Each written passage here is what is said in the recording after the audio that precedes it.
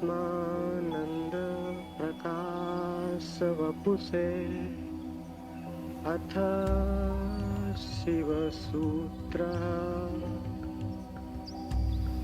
चैतन्यम् आत्मा ज्ञानं बन्धः योनिवर्गः कला शरीरम् उद्यमो भैरवः शक्तिचक्रसन्धाने विश्वसंहारः। ओम स्वप्रकाश आनंद स्वरूप भगवान शिव को नमः। शिव सूत्र प्रारंभ। चैतन्य आत्मा है, ज्ञान बंध है, योनि वर्ग और कला शरीर है, उद्यम ही भैरव है, शक्ति चक्र के संधान से विश्व का संहार हो जाता है।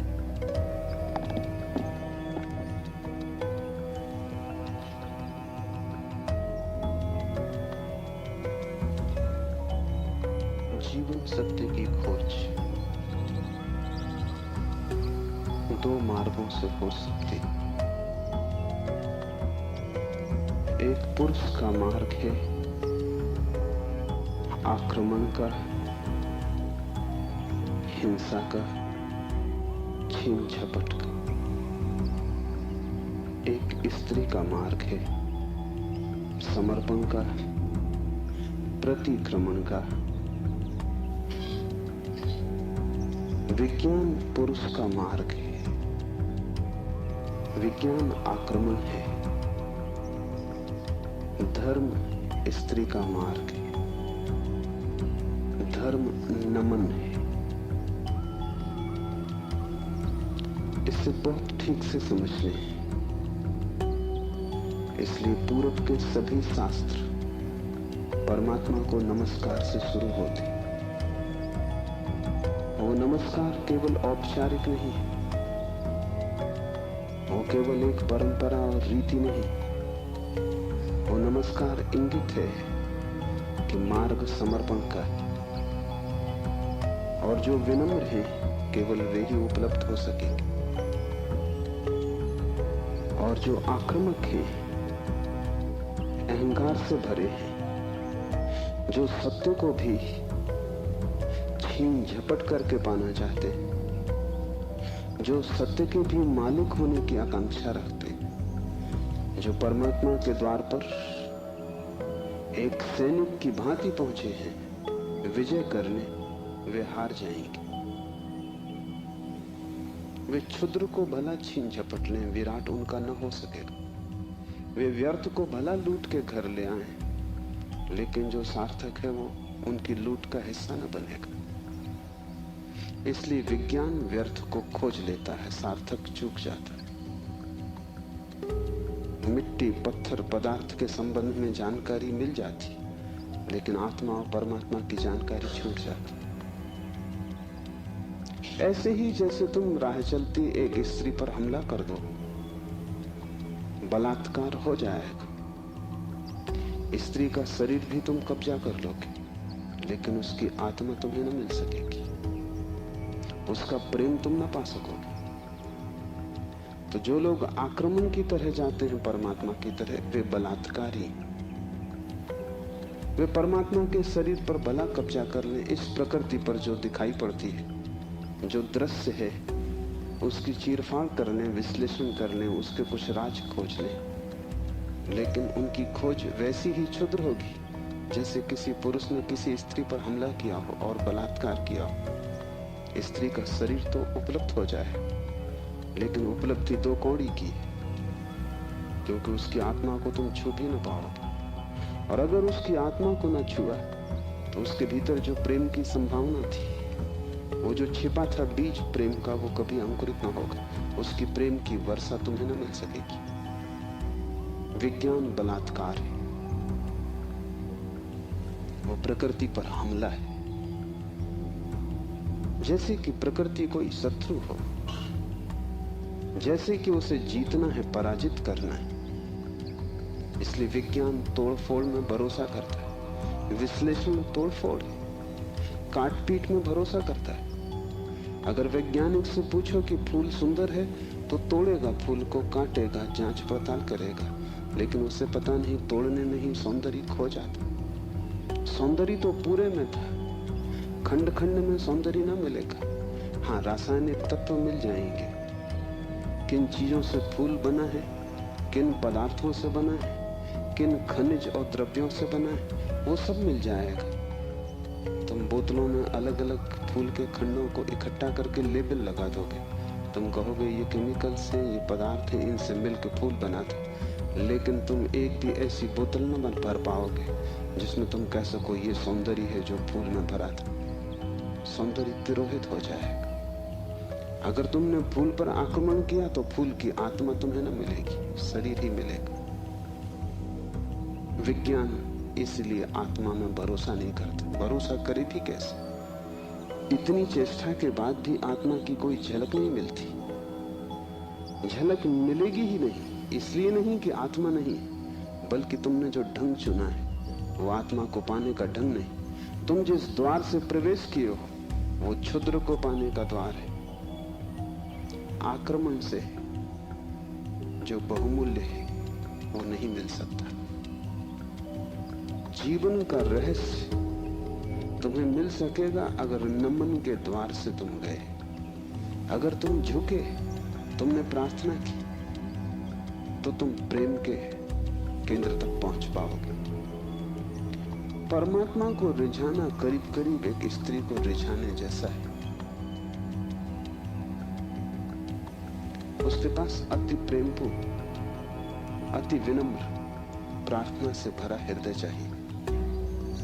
और जल्दी वहां नहीं है। तुमने जल्दी की कि तुम चूके, वहां बड़ा धैर्य चाहिए। तुम्हारी जल्दी और उसका हृदय बंद हो जाए, क्योंकि जल्दी भी आक्रमण की खबर। इसलिए जो परमात्मा को खोजने चलते हैं उनके जीवन का ढंग दो शब्दों में समाया हुआ है, प्रार्थना और प्रतीक्षा। प्रार्थना से शास्त्र शुरू होते हैं और प्रतीक्षा पर पूरे होते हैं।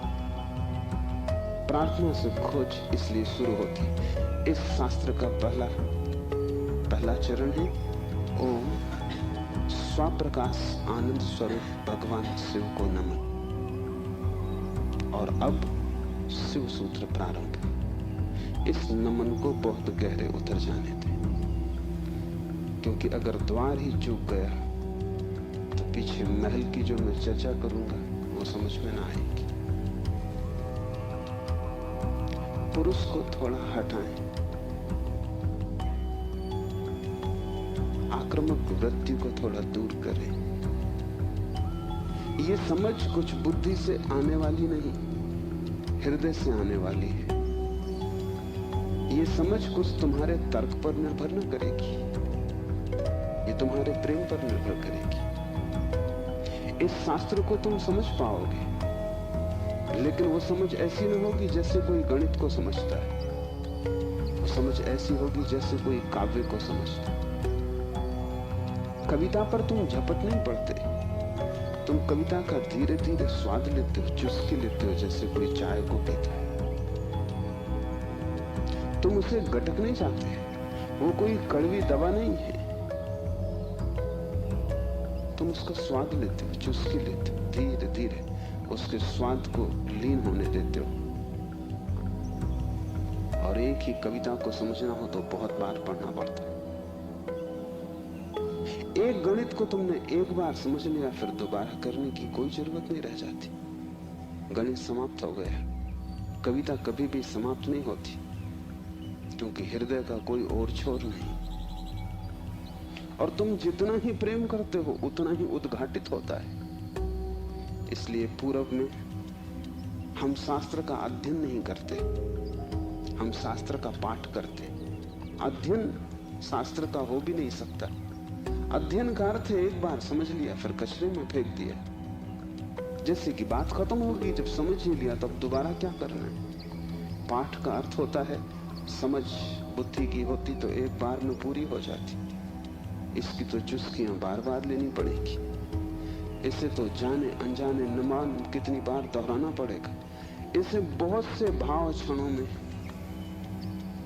बहुत सी मनोदशाओं में, कभी सुबह जब सूरज उगता है तब, कभी रात जब सब अंधकार हो जाता है तब, कभी मन जब प्रफुल्लित होता है तब, और कभी मन जब उदासी से भरा होता है तब, विभिन्न चित्त की दशाओं में, विभिन्न मनोक्षणों में इसमें उतरना होगा। तब इसके सभी पहलू धीरे धीरे प्रकट होंगे। फिर भी तुम इसे चुकता न कर पाओगे। कोई शास्त्र कभी चुकता नहीं। जितना ही तुम पाओगे कि खोज लिया, उतना ही तुम पाओगे खोज के लिए और भी ज्यादा बाकी रह गया। जितने तुम गहरे उतरोगे पाओगे गहराई बढ़ती चली जाती है। शास्त्र को कभी पाठ ही चुका नहीं पाता। पाठ का मतलब ही यही है कि बार बार, बहुत बार पश्चिम इस बात को समझ भी नहीं पाता। इनकी पकड़ के बाहर है कि लोग गीता को हजारों साल से क्यों पढ़ रहे हैं, और एक ही आदमी रोज सुबह उठ के गीता पढ़ लेता है, पागल हो गया है। उनको ख्याल में नहीं कि पाठ की प्रक्रिया हृदय में उतारने की प्रक्रिया है। उसका समझ से बहुत वास्ता नहीं है, स्वाद से वास्ता है।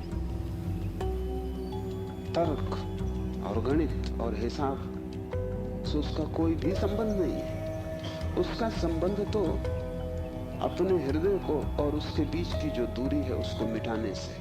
धीरे धीरे हम इतने लीन हो जाएं उसमें कि पाठी और पाठ एक हो जाए। पता ही न चले कि कौन गीता है और कौन गीता का पाठी। ऐसे भाव से जो चले, ये स्त्री का भाव है। ये समर्पण की धारा है। इसे ख्याल में ले लेना। नमन से हम चलें तो शिव के सूत्र समझ में आ सकेंगे। उन्हें तुम अपने में उतरने देना और जल्दी निर्णय की मत करना कि वे ठीक हैं कि गलत हैं, क्योंकि सूत्रों के संबंध में एक बात ख्याल रख लेना, तुम्हारे ऊपर निर्भर नहीं है तय करना कि वे ठीक हैं या गलत। तुम निर्णय कर भी कैसे पाओगे? जो अंधेरे में खड़ा है वो प्रकाश के संबंध में क्या निर्णय करेगा? और जिसने कभी स्वास्थ्य नहीं जाना, जो रोग की सैया से ही बंधा रहा है, उसे स्वास्थ्य की परिभाषा कैसे समझ में आएगी? जिसने कभी प्रेम की स्फुरना नहीं पहचानी और जो जीवन भर घृणा, ईर्ष्या और द्वेष में जिया है, वो प्रेम की कविता तो पढ़ सकता है क्योंकि शब्द उसकी समझ में आ जाएंगे, लेकिन शब्दों में जो छिपा है, अंतर गुम्फित, वो द्वार तो उसके लिए बंद ही रहेगा। इसलिए तुम निर्णय मत करना कि क्या ठीक क्या गलत। तुम सिर्फ पीना, समझना भी नहीं कहता हूं, तुम सिर्फ पीना, तुम सिर्फ स्वाद में उतरना। और अगर वो स्वाद तुम्हारे भीतर रहस्य के लोग खोलने लगे, और वो स्वाद अगर तुम्हारे भीतर नई सुगंध को जन्म दे दे, और तुम पाओ कि क्षण भर को भी सही तुम्हारे दुर्गंध का व्यक्तित्व विलीन हो गया है, तुम्हारे भीतर कोई फूल खिला है और तुम सुगंधित हुए हो, क्षण भर को भी तुम पाओ कि तुम अंधकार नहीं हो, कोई दिया जल गया, एक झलक मिली जैसे अंधेरे में बिजली कौंध गई हो, उसी से समझ आएगी। तुम्हारे समझने से नहीं, तुम्हारे अनुभव की झलक से समझ आएगी। इसलिए तुम विनम्र रहना। दूसरी बात, सूत्र का अर्थ होता है संक्षिप्त से संक्षिप्त, सारभूत, टेलीग्राफिक। वहां एक एक शब्द अत्यंत घना है। विस्तार नहीं होता सूत्र में, घनत्व होता है।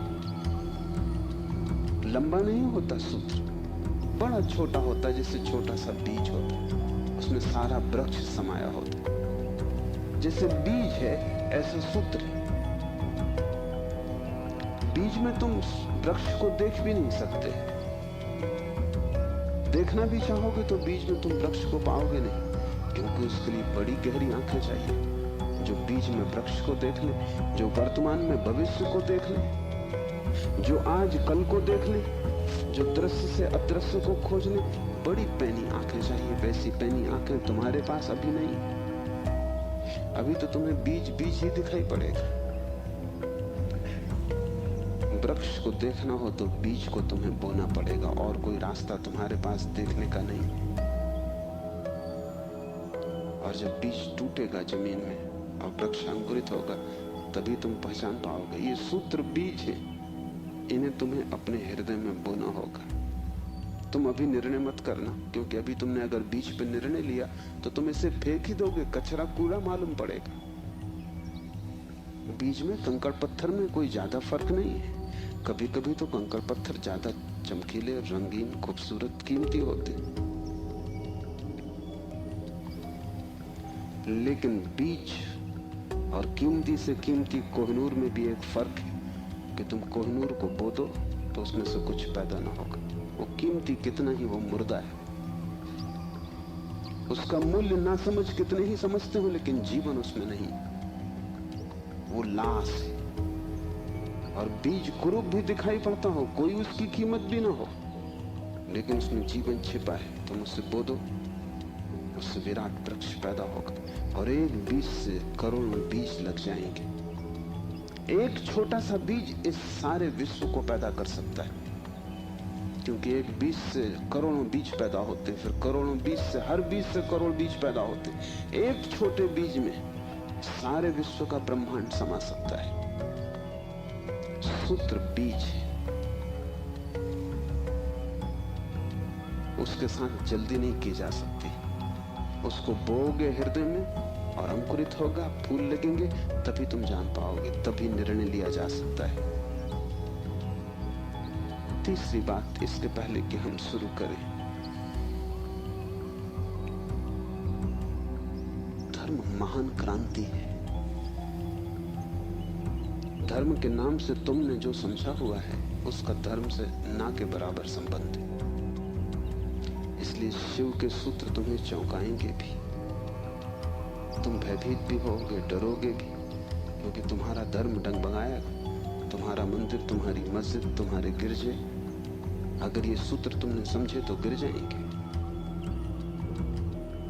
तुम उन्हें बचाने की कोशिश में मत लगना, क्योंकि वे बचे भी रहे तो भी उनसे तुम्हें कुछ भी मिला नहीं। तुम उनमें जी ही रहे हो और तुम मुर्दा हो। मंदिर काफी सजे हैं, लेकिन तुम्हारे जीवन में कोई भी खुशी की किरण नहीं। मंदिर में काफी रोशनी, उससे तुम्हारे जीवन का अंधकार नहीं मिटता। तो उससे भयभीत मत होना, क्योंकि सूत्र तुम्हें कठिनाई में तो डालेंगे ही, क्योंकि शिव कोई पुरोहित नहीं है। पुरोहित की भाषा तुम्हें हमेशा संतोषदायी मालूम पड़ती, क्योंकि पुरोहित को तुम्हारा शोषण करना है। पुरोहित तुम्हें बदलने को उत्सुक नहीं है। तुम जैसे हो ऐसे ही रहो, इसी में उसका लाभ है। तुम जैसे हो रुग्ण बीमार, ऐसे ही रहो, इसी में उसका व्यवसाय है। मैंने सुना है एक डॉक्टर ने अपने लड़के को पढ़ाया, पढ़ लिख के घर आया, पिता ने कभी छुट्टी भी न ली थी, तो उसने कहा कि अब तू मेरी कारोबार को संभाल और मैं 3 महीने विश्राम कर लूं। जीवन भर सिर्फ मैंने कमाया है, कभी विश्राम नहीं लिया। वो विश्व की यात्रा पर निकल गया। 3 महीने बाद लौटा तो उसने अपने लड़के से पूछा कि सब ठीक चल रहा है। उसके लड़के ने कहा कि बिल्कुल ठीक चल रहा है। आप हैरान होंगे कि जिन मरीजों को आप जीवन भर में ठीक न कर पाए, उनको मैंने 3 महीने में ठीक कर दिया। पिता ने सिर ठोक लिया। उसने कहा, मूढ़, वही हमारा व्यवसाय था। क्या मैं उनको ठीक नहीं कर सकता था? तेरी पढ़ाई कहां से आती थी? उन्हीं पर आधार था। और भी बच्चे पढ़ लिख लेते, तूने सब खराब कर दिया। पुरोहित तुम जैसे हो, रुग्ण बीमार तुम्हें वैसा ही चाहता है। उस पर ही उसका व्यवसाय है। शिव कोई पुरोहित नहीं है, शिव तीर्थंकर, शिव अवतार है, शिव क्रांति दृष्टा है, पैगंबर। वे जो भी कहेंगे वो आग है। अगर तुम जलने को तैयार हो तो ही उनके पास आना, अगर तुम मिटने को तैयार हो तो ही उनके निमंत्रण को स्वीकार करना, क्योंकि तुम मिटोगे तो ही नए का जन्म होगा। तुम्हारी राख पर ही नए जीवन की शुरुआत है। इन बातों को ख्याल में रख के एक सूत्र को समझने की कोशिश करें। पहला सूत्र है चैतन्य आत्मा। चैतन्य आत्मा है।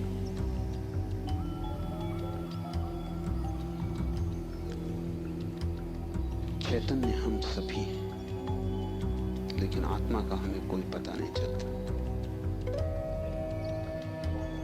अगर चैतन्य ही आत्मा है तो हम सभी को पता चल जाना चाहिए।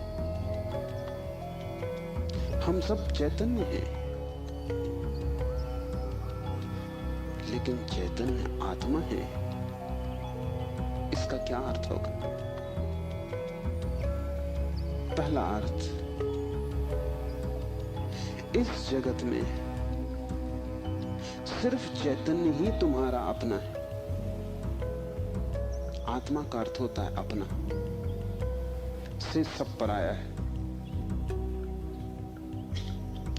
शेष कितना ही अपना लगे, पराया है। मित्र हो, परिजन हो, परिवार के लोग हो, धन हो, यश, पद, प्रतिष्ठा हो, बड़ा साम्राज्य हो,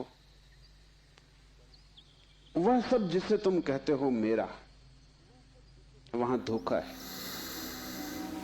क्योंकि वो सभी मृत्यु तुमसे छीन लेगी। मृत्यु कसौटी है, कौन अपना है कौन पराया है। मृत्यु जिससे तुम्हें अलग कर दे वो पराया था, और मृत्यु तुम्हें जिससे अलग न कर पाए वो अपना था। आत्मा का अर्थ है जो अपना है।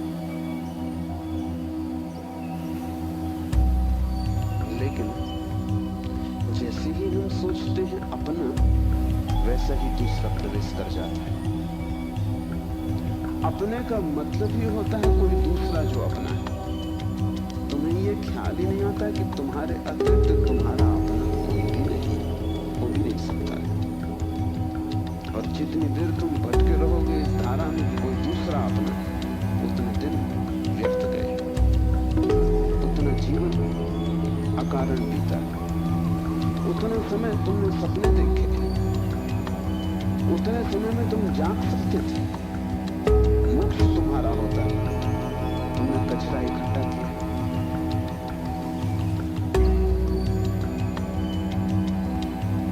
सिर्फ तुम ही तुम्हारे हो, ये पहला सूत्र। मेरे अतिरिक्त मेरा कोई भी नहीं।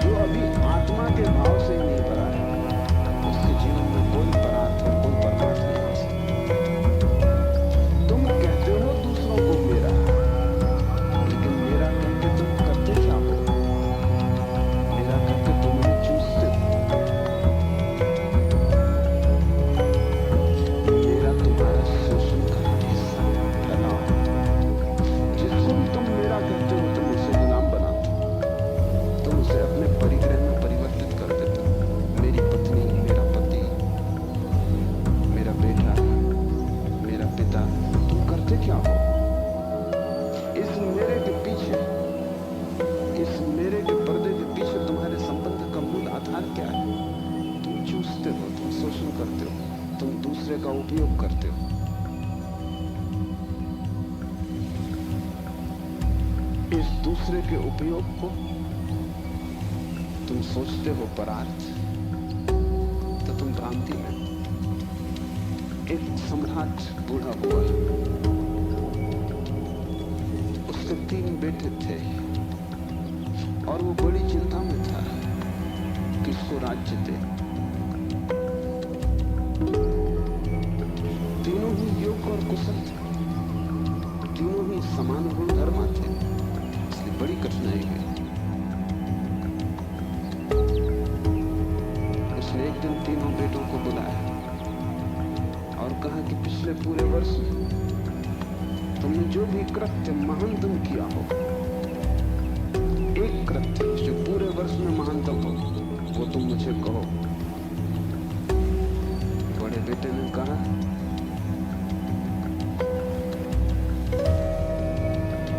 कि गांव का जो सबसे बड़ा धनपति है वो तीर्थ यात्रा पर जा रहा था।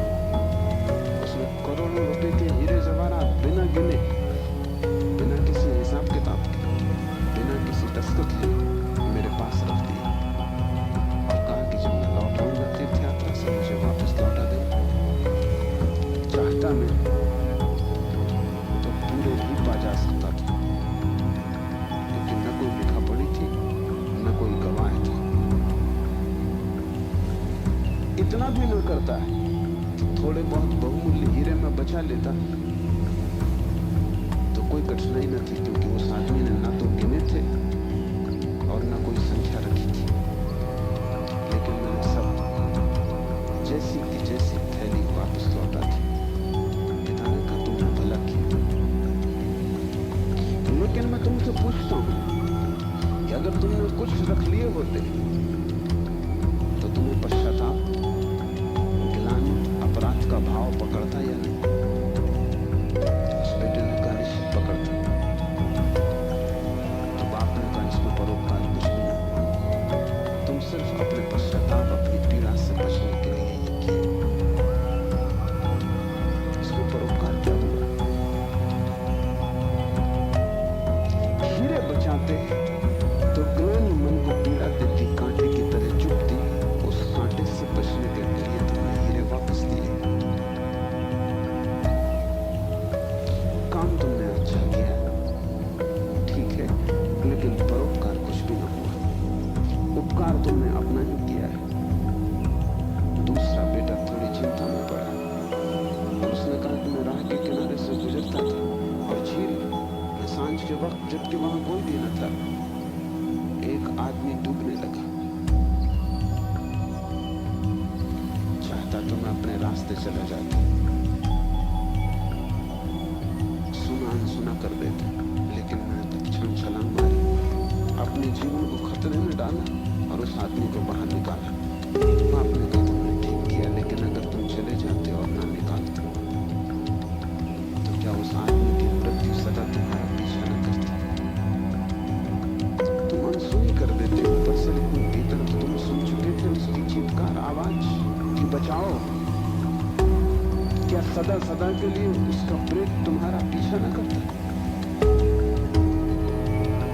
उसी भय से तुमने छलांग लगाई, अपने जान को खतरे में डाला, लेकिन परोपकार तुमने कुछ किया हो इस भ्रांति में पड़ने का कोई कारण नहीं। तीसरे बेटे ने कहा कि मैं गुजरता था जंगल से और एक पहाड़ की कगार पर मैंने एक आदमी को सोया हुआ देखा, जो कि नींद में अगर एक भी करवट ले तो सदा के लिए समाप्त हो जाए। दूसरी तरफ महान खड्डे थे। मैं उस आदमी के पास पहुंचा और जब मैंने देखा कि वो कौन है तो वो मेरा जानी दुश्मन था।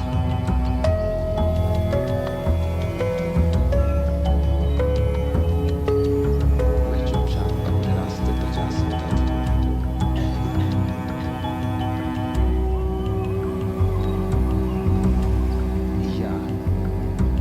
अगर मैं अपने घोड़े पर सवार उसके पास से भी गुजरता तो मेरे बिना कुछ किए शायद सिर्फ मेरे गुजरने के कारण वो करवट लेता और खड्ड में गिर जाता।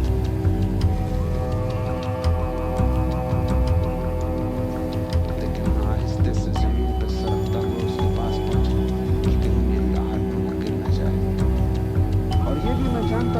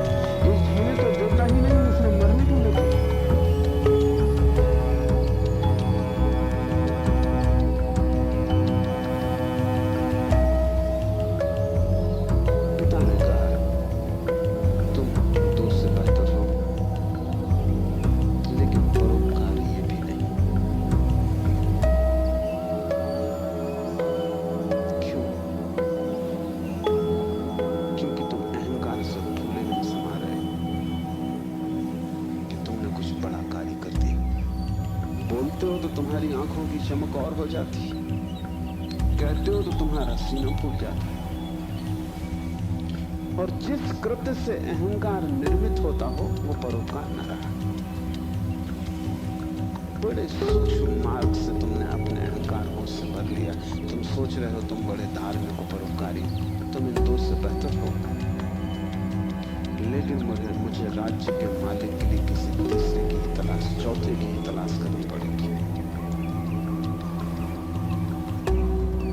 जब तुम परोपकार करते हो तब तुम कर नहीं सकते, क्योंकि जिसे अपना ही पता नहीं है वो परोपकार करेगा कैसे। तुम चाहे सोचते हो कि तुम कर रहे हो गरीब की सेवा, अस्पताल में बीमार के पैर दबा रहे हो, लेकिन अगर तुम गौर से खोजोगे तो तुम कहीं न कहीं अपने अहंकार को ही भरता हुआ पाओगे। और अगर तुम्हारा अहंकार ही सेवा से भरता है तो सेवा भी शोषण। आत्मज्ञान के पहले कोई व्यक्ति परोपकारी नहीं हो सकता, क्योंकि स्वयं को जाने बिना इतनी बड़ी क्रांति हो ही नहीं सकती। मैंने सुना है कि मुल्ला नसरुद्दीन की पत्नी उससे झगड़ रही और कह रही थी कि मामला क्या है, एक दफा साफ हो जाना चाहिए। तुम मेरे सभी रिश्तेदारों को नफरत और घृणा क्यों करते हो? नसरुद्दीन ने कहा, ये बात गलत है, ये बात तथ्यगत भी नहीं, और मैं इसका प्रमाण है मेरे पास। और प्रमाण ये है कि मैं तुम्हारी सास को अपनी सास से ज्यादा चाहता हूं। अहंकार ऐसे रास्ते खोजते हैं। ऊपर से दिखता है कि तुम परोपकार कर रहे हो, लेकिन भीतर तुम ही खड़े होते हो।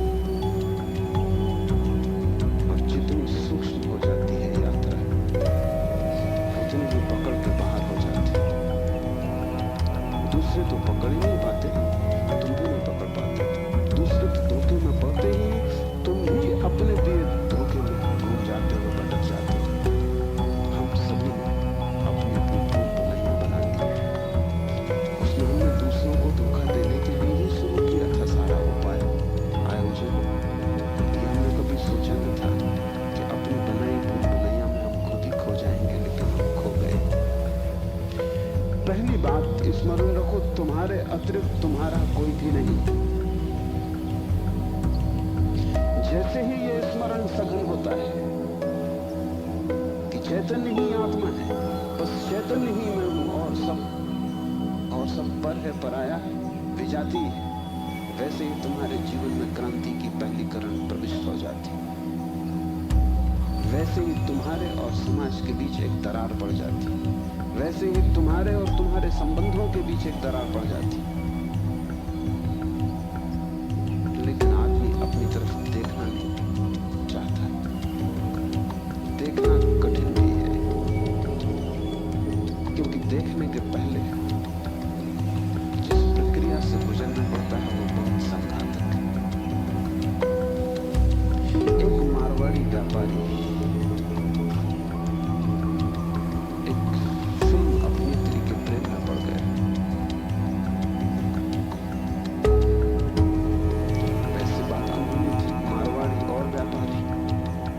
प्रेम से सदा दूर ही रहता है, लेकिन अनहोनी भी घटती है। प्रेम में तो बढ़ गया, लेकिन व्यापारी का संदेह भरा चित्त, तो उसने एक जासूस नियुक्त कर दिया आदमी के पीछे कि तू पता लगा इसका चरित्र तो ठीक है, इससे पहले कि मैं प्रस्ताव करूं विवाह का, सब बात पक्की कागज पर साफ हो जानी चाहिए। जासूस ने बड़ी खोजबीन की। 7 दिन बाद उसने रिपोर्ट भी भेज दी। रिपोर्ट आई कि इस स्त्री का चरित्र एकदम निर्दोष, निष्कलुष है। ऐसी कोई बात कभी इसके संबंध में नहीं सुनी गई, नहीं जानी गई जिससे संदेह पैदा हो। सिर्फ एक बात को छोड़कर पिछले कुछ दिनों से एक संदिग्ध मारवाड़ी के साथ ही देखी जाती है। वो संदिग्ध मारवाड़ी उस वक्त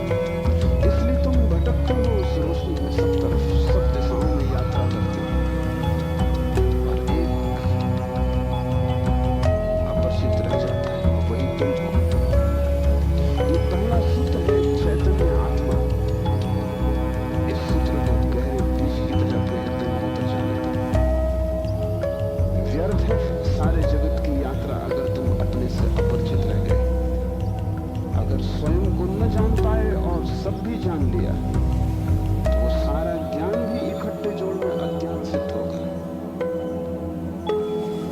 अगर अपने को न देख पाए और सारा जगत देख डाला, चांद तारे छान डाले, तो भी तुम अंधे ही रहोगे, क्योंकि आंख तो उसी को मिलती है जो स्वयं को देख लेता है।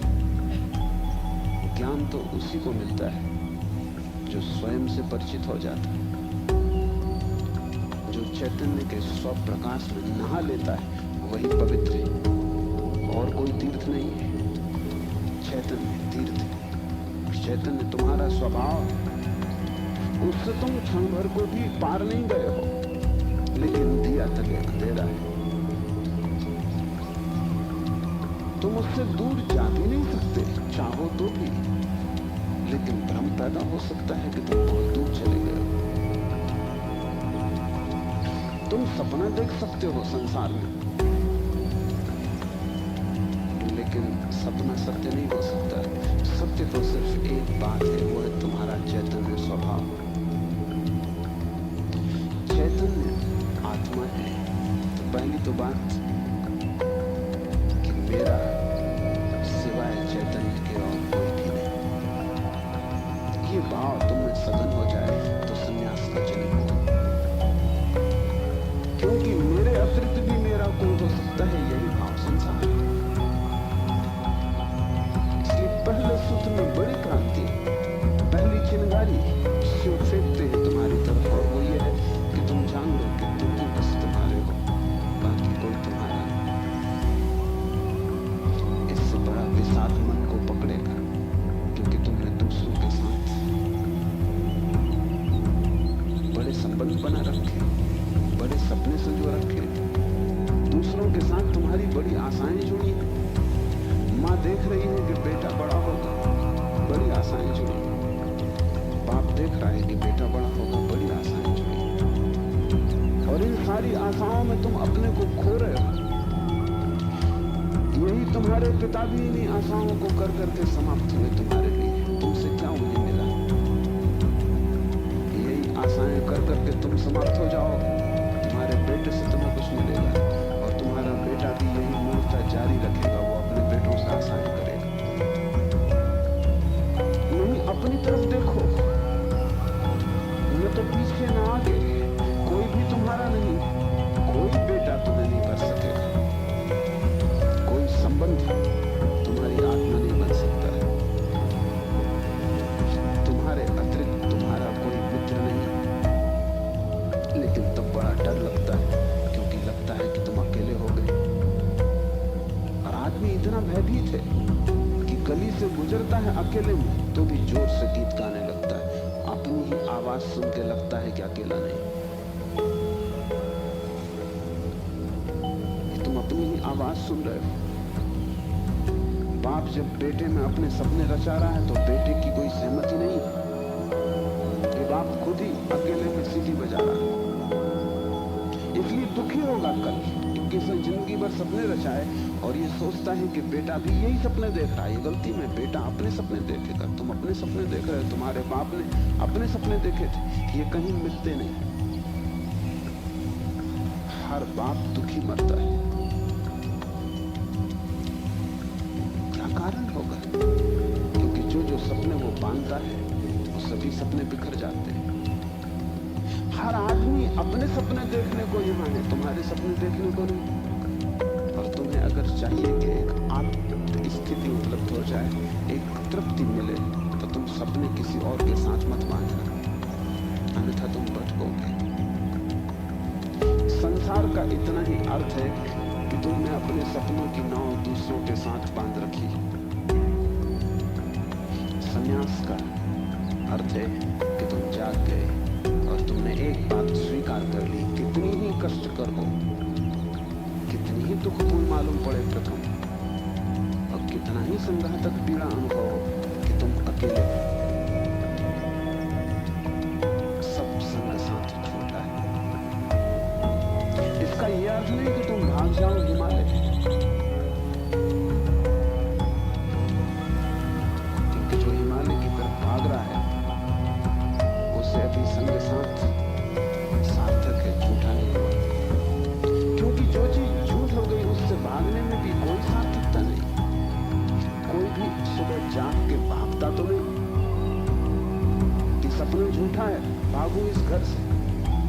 सपना झूठा हो गया, बात खत्म हो गई, उसमें भागना क्या है। लेकिन एक आदमी है जो भाग रहा है पत्नी से, बच्चों से, इसका भागना बताता है। इसने सुन लिया होगा कि सपना झूठा है, लेकिन अभी इसे खुद पता नहीं चला। कल तक ये पत्नी की तरफ भागता था, पत्नी की तरफ टूट करके भागता है, लेकिन दोनों ही अर्थों में पत्नी सार्थक थी।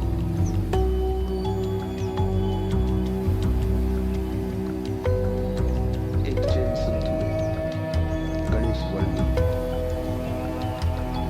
वर्षों पहले उन्होंने पत्नी को त्याग दी। साधु पुरुष थे। कोई 20 वर्ष त्याग के बाद काशी में थे, तब खबर आई कि पत्नी मर गई। उनके मुंह से जो वचन निकला वो याद रख लेने जैसे। उन्होंने कहा चलो झंझट मिटी। उनके भक्तों ने इस वचन का अर्थ लिया कि बड़ी वीतरागता है। थोड़ा सोचो तो साफ हो जाएगा कि वीतरागता बिल्कुल नहीं, क्योंकि जिस पत्नी को 20 साल पहले छोड़ दिया उसकी झंझट अभी कायम थी, तो ही मिट सकती है। गणित बिल्कुल सीधा और साफ है। ये पत्नी जो 20 साल पहले छोड़ दी, किसी न किसी तरह छाया की तरह पीछे चल रही होगी, ये मन में कहीं सवार होगी। इसका उपद्रव कायम था। 20 साल भी इसके उपद्रव को मिटा नहीं पाए थे छोड़ने के बाद। ये मन सतत सोचता रहा होगा, पक्ष में विपक्ष में। पत्नी के मरने पर यह वचन कि चलो झंझट मिटी, पत्नी के संबंध में कुछ भी नहीं बताते, सिर्फ पति के संबंध में बताते कि आदमी भाग तो गया छोड़कर, लेकिन छोड़ ना पाया।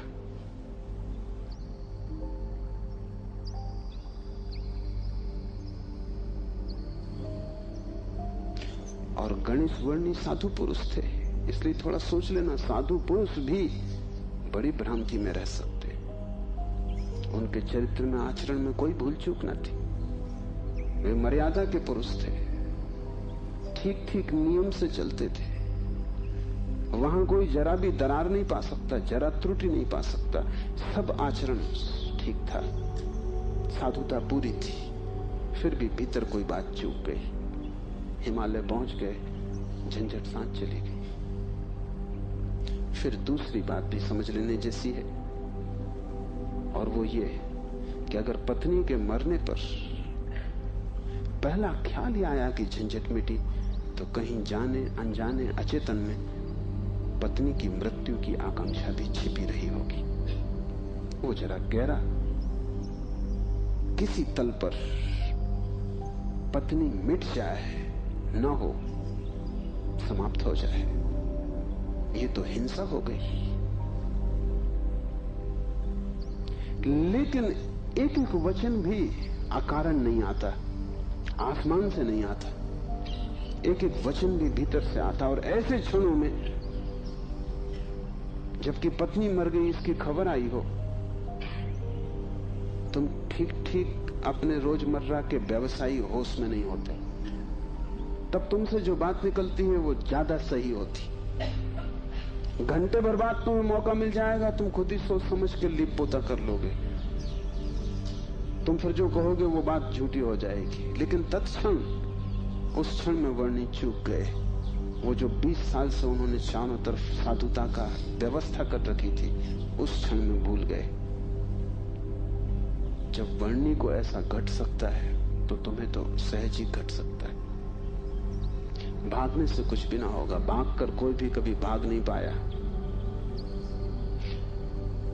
लेकिन भक्त इसको न देख पाएंगे। उन्होंने तो वर्णी की कथा में इसको बड़े बहुमूल्य वचन की तरह संग्रहित किया है, ये सोच के कि देखो आदमी कैसा वितराग है। तुम्हें पता भी नहीं हो सकता कि वितरागता क्या है। तुम राग में जीते हो, तुम्हें विराग समझ में आता है। तुमसे जो विपरीत है वो समझ में आता है। तुम जानते हो कि तुम पत्नी को छोड़ के नहीं जा सकते, और ये आदमी छोड़ के चला गया। ये आदमी तुमसे बड़ा है। ये तुमसे विपरीत है, लेकिन तुमसे भिन्न नहीं। तुम पैर के बल खड़े हो, ये आदमी सिर के बल खड़ा है, लेकिन तुम्हारे मन और इसके मन में रत्ती भर भी फर्क नहीं। खोज के देखो, तुम सभी सोचते हो कि पत्नी झंझट। तुम एक आध ऐसा पति पा सकते हो जो कहे पत्नी झंझट नहीं। पत्नी के सामने मत पूछना, एकांत में अकेले। मुल्ला नसरुद्दीन ने मुझे कहा है कि मैं भी कभी सुखी था, लेकिन ये मुझे पता ही तब चला जब मैंने विवाह कर लिया, और तब फिर बहुत देर हो चुकी थी। मैं भी कभी सुखी था, ये पता मुझे तब चला जब मैंने विवाह कर लिया, लेकिन तब तक तो बहुत देर हो चुकी थी, सुख हाथ से जा चुका था। पति को गहराई में पूछो तो ऐसा पति खोजना कठिन है जिसने कई बार पत्नी की हत्या करने का विचार न किया। सपने न देखे हो कि मार डाला पत्नी को, सुबह उठ के वो भी कहेगा कैसा बेहुदा सपना, लेकिन अचेतन आकांक्षा है। जिस झंझट पैदा होती है उसे मिटा देने का मन सीधा तर्क है, लेकिन झंझट दूसरे से कभी पैदा होती ही नहीं। पत्नी में अगर कोई उपद्रव होता तो कौन तुम्हें रोकता था? तुम सब भाग गए होते हिमालय। उपद्रव पत्नी में नहीं है, क्योंकि तुम हिमालय जाके फिर पत्नी खोज लोगे। उपद्रव तुम्हारे भीतर है। तुम अकेले नहीं रह सकते, तुम्हें कोई दूसरा चाहिए। अकेले में तुम डरते हो, कोई दूसरा, तब तुम निश्चिंत मालूम पड़ते हो। क्यों? दूसरे की मौजूदगी से आश्वासन मिलता है। दुख में सुख में कोई साथी है, जीवन में मृत्यु में कोई साथी है। लेकिन अकेलापन स्वभाव है, और जिस व्यक्ति ने यह अनुभव कर लिया कि आत्मा ही बस मेरी है, उसने अपने अकेलेपन को अनुभव कर लिया। भागने की कोई भी जरूरत नहीं तो झंझट पीछे चली जाएगी। तुम जहां हो वहीं रहना, रत्ती भर भी बाहर कोई फर्क करने की आवश्यकता नहीं है, लेकिन भीतर तुम अकेले हो जाना। भीतर तुम कैवल्य को अनुभव करना कि मैं अकेला हूं, कोई संगी साथी नहीं। और ये तुम दोहराना मत, क्योंकि दोहराने की कोई जरूरत नहीं कि रोज सुबह बैठ के तुम दोहराओ कि मैं अकेला हूं, कोई संगी साथी नहीं। इससे कुछ भी ना होगा। ये दोहराना तो सिर्फ यही बताएगा कि तुम्हें अभी ख्याल नहीं हुआ। इसे समझना, ये तथ्य है कि तुम अकेले हो। समझने में अड़चन है, वही तपश्चर्या है। तप का अर्थ नहीं है कि तुम धूप में खड़े हो जाओ। आदमी को छोड़ के सभी पशु पक्षी धूप में खड़े, उनमें से कोई भी मोक्ष नहीं चला जा रहा है। और तप का अर्थ ये नहीं है कि तुम भूखे खड़े हो जाओ, अनशन कर लो, उपवास कर दो, क्योंकि आधी दुनिया वैसे ही भूखी मर रही है। कोई उपवास करके मोक्ष नहीं पहुंच जाता है। शरीर को गला दो, जला दो, उससे कुछ हल नहीं है। वो सिर्फ आत्महिंसा है और महानतम पाप है। और सिर्फ मूढ़ उस पाप में उतरते हैं। जिन्हें थोड़ा भी बोध है वो ऐसी नासमझियां ना करेंगे। दूसरे को भूखा मारना अगर गलत है तो खुद को भूखा मारना सही कैसे हो सकता है? दूसरे को सताना अगर हिंसा है तो खुद को सताना अहिंसा कैसे हो सकती है? सताने में हिंसा है, किसको तुम सताते हो इससे क्या फर्क पड़ता है? जो हिम्मतवर है वो दूसरे को सताते हैं, जो कमजोर है वो खुद को सताते हैं। क्योंकि दूसरे को सताने में एक खतरा है, दूसरा बदला लेगा। खुद को सताने में वो खतरा भी नहीं है, कौन बदला लेगा? कमजोर अपने को सताते। तुमने कभी ख्याल किया, अगर पुरुष नाराज हो जाए तो वो पत्नी को पीटता, अगर पत्नी नाराज हो वो खुद को पीटती। ये जो पत्नी है ये साधुओं का प्रतीक है। कमजोर अपने को पीट लेता, क्या करे? ताकतवर दूसरे को पीटता है, क्योंकि उसमें खतरा तो है ही कि दूसरा क्या करेगा कौन जाने। कमजोर आत्महिंसक हो जाता है और ताकतवर परहिंसक होता है, और धार्मिक वो है जो अहिंसक, न वो दूसरे को सताता है न खुद को सताता है। सताने की बात ही व्यर्थ है। तपश्चर्या का अर्थ है कि तुमने ये सत्य स्वीकार कर लिया कि तुम अकेले हो, कोई उपाय नहीं है संगी साथी का। तुम कितना ही चाहो, कितनी ही आंखें बंद करो, सपने देखो, तुम अकेले ही रहोगे। जन्मों जन्मों से तुमने घर बसाए, परिवार बसाए, मिटाए, लेकिन तुम अकेले ही रहे हो। तुम्हारे अकेलेपन में रत्ती भर फर्क नहीं पड़ता। जिसने ये जान लिया, स्वीकार कर लिया कि मैं अकेला हूं, उसके लिए इंगित है इस सूत्र में चैतन्य आत्मा है, वही तुम्हारा और कोई तुम्हारा नहीं। और दूसरी बात इस सूत्र में है, वो है चैतन्य। आत्मा कोई सिद्धांत नहीं है कि तुम शास्त्र में पढ़ो और मान लो। आत्मा कोई, जैसे गुरुत्वाकर्षण का सिद्धांत है, ऐसा कोई सिद्धांत नहीं है। आत्मा एक अनुभव है, सिद्धांत नहीं। और अनुभव है चैतन्य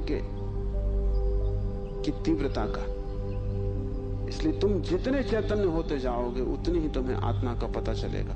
तुम जितने बेहोश होते चले जाओगे उतना ही तुम्हें अपना पता नहीं चलेगा, और तुम करीब करीब बेहोश हो। जो आत्मा को जानना चाहता है उसे किसी दर्शन शास्त्र की जरूरत नहीं है, उसे चैतन्य को जगाने की प्रक्रिया चाहिए, उसे विधि चाहिए जिससे वो ज्यादा चेतन हो जाए। जैसे कि आग को तुम उकसाते हो, राख जम जाती, तुम उकसा देते हो, राख झड़ जाती, अंगारे झलकने लगते। ऐसी तुम्हें कोई प्रक्रिया चाहिए जिससे तुम्हारी राख झड़े और अंगारा चमके, क्योंकि उसी चमक में तुम पहचानोगे कि तुम चैतन्य हो। और जितने तुम चैतन्य हो उतने ही तुम आत्मवान हो। जिस दिन तुम पाओगे कि मैं परम चैतन्य हूं, उस दिन तुम परमात्मा हो। तुम्हारी चेतना की मात्रा ही तुम्हारी आत्मा की मात्रा होगी। लेकिन अभी तुम करीब करीब बेहोश, अभी करीब करीब तुम जैसे शराब पिए हो। अभी तुम चल रहे हो, उठ रहे हो, काम कर रहे हो, लेकिन जैसे नींद में। होश तुम्हें नहीं है। कभी तुमने ख्याल किया, किताब पढ़ते वक्त तुम पूरा पेज पढ़ जाते हो, तब तुम्हें ख्याल आता है, अरे मैं पूरा पेज पढ़ भी गया और एक शब्द याद नहीं। तुमने कैसे पढ़ा होगा पूरा पेज? तुम पढ़ सकते हो सोए सोए, मन कहीं और रहा होगा, तुम पढ़ गए, तब तुम्हें होश पता चला कि ये तो पूरा पेज व्यर्थ गया।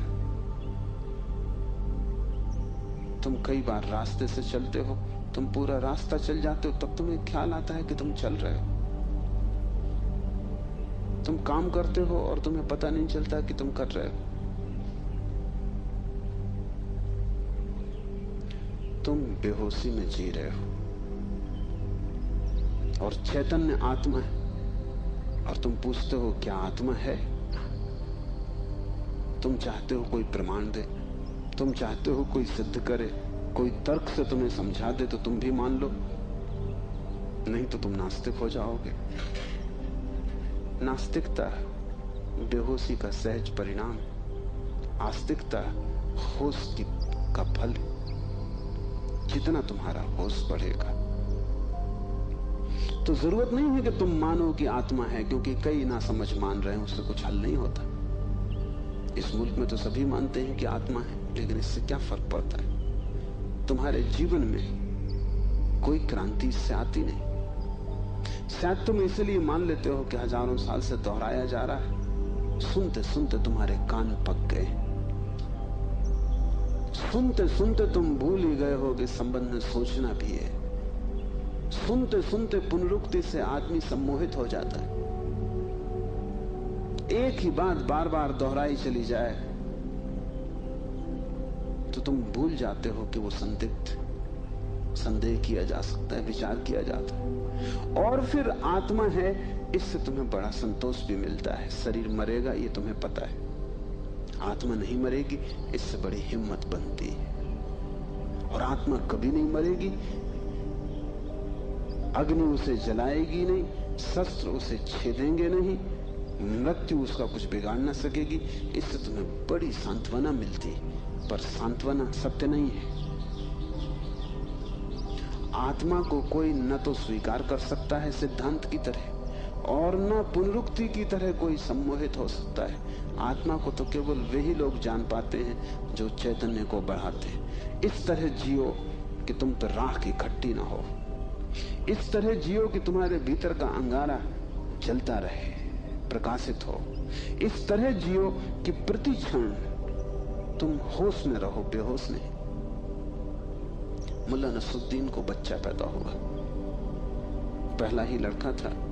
नसरुद्दीन बड़ा खुश हुआ, अपने खास मित्र को बुलाया, खुशी मनाने दोनों शराब घर में गए। क्योंकि तुम एक ही खुशी जानते हो, बेहोशी। ये बड़े मजे की बात है। शिव, बुद्ध, महावीर, वे सब चिल्ला चिल्ला के कहते हैं कि दुनिया में एक ही आनंद है, वो है होश। और तुम एक ही सुख जानते हो, वो है बेहोशी। या तो तुम ठीक हो या वो ठीक है, दोनों तो ठीक नहीं हो सकते। मुल्ला नसरुद्दीन सीधा शराब घर गया, बजाय अस्पताल जाने के पहले बेटे को देखता। उसने कहा कि पहले जरा आनंद कर ले, कितने दिनों का सपना पूरा हुआ। डट के दोनों पी गए। जब दोनों पी के पहुंचे अस्पताल और कांच की खिड़की में से बेटे को देखा तो मुल्ला रोने लगा। उसने अपने मित्र से कहा, पहली तो बात मेरे जैसा मालूम नहीं होता। अपना उन्हें पता नहीं है, अभी खुद की शक्ल भी वो पहचान ना सकेंगे। लेकिन मेरा जैसा नहीं मालूम होता। और दूसरी बात, बड़ा छोटा दिखाई पड़ता है। इतने छोटे बच्चे को लेके करेंगे भी क्या? ये बचेगा? मित्र ने कहा, मत घबराओ, जब मैं पैदा हुआ था तो मैं भी 3 ही पाउंड का था। नसरुद्दीन ने कहा, फिर तुम बचे?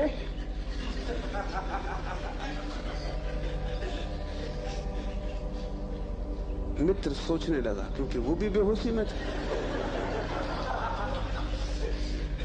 उसने कहा, पक्का नहीं कह सकता।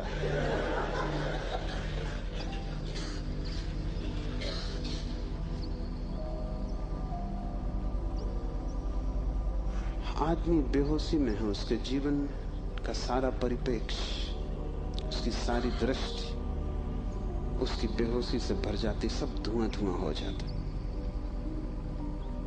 तुम कुछ भी ठीक से नहीं देख पाते, और तुम एक ही सुख जानते हो कि जब तुम अपने को भूल जाते हो। चाहे सिनेमा हो, चाहे संगीत हो, चाहे सेक्स हो, जहां भी तुम अपने को भूल जाते हो, वहीं तुम कहते हो बड़ा सुख आए। भूलने को तुम सुख कहते हो, विस्मरण को? कारण है, क्योंकि जब भी तुम होश से भरते हो, तुम सिवाय दुख के अपने जीवन में कुछ भी नहीं पाते। इसलिए जब भी तुम देखते हो जीवन को, जरा ही सजग हो के तुम पाते हो दुख, दुख, कुरूपता चारों तरफ।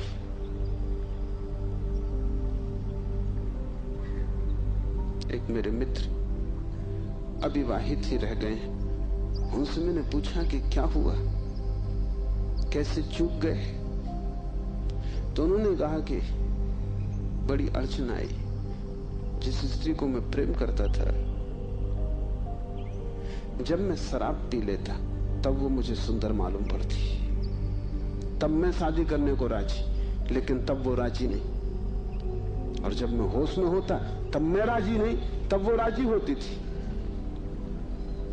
इसलिए चूक गए, कोई उपाय ना हुआ, मेल ना हो सका।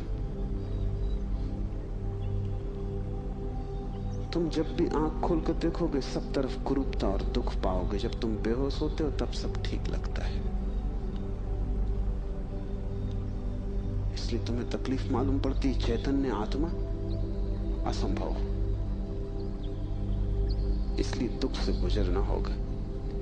उसको ही तपश्चर्या कहा है। जब कोई व्यक्ति जागना शुरू करता है तो पहले तो उसे दुख में से ही गुजरना होगा, क्योंकि तुमने जन्मों जन्मों तक दुख अपने चारों तरफ निर्मित किए हैं। कौन उनसे गुजरेगा तुम अगर न गुजरे तो?